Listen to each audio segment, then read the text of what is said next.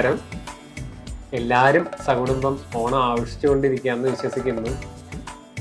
ഞങ്ങൾക്ക് ഈ ഓണം ഏറ്റവും സ്പെഷ്യലാണ്. കാരണം ഞങ്ങളുടെ പുതിയ വീട്ടിലെ ആദ്യത്തെ ഓണമാണ്.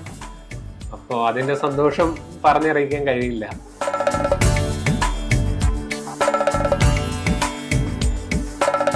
ഓണത്തിൻ്റെ അന്ന് ഇവിടെ ഇരിക്കുമ്പോൾ ഭയങ്കരമായ സന്തോഷമുണ്ട്. കാരണം ഞാൻ നേരത്തെ പറഞ്ഞ പോലെ ഓണം എന്നത് എല്ലാവരുടെയും ജീവിതത്തിലെ ഒരു തുടക്കമാണല്ലോ. അപ്പോൾ ഈ പ്രോജക്റ്റിൻ്റെ ഇടയിൽ തന്നെയാണ് ആൾക്ക് കുട്ടി ഉണ്ടായതും.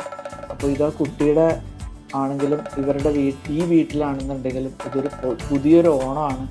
എല്ലാം കൊണ്ടൊരു പുതിയ തുടക്കമാണ്.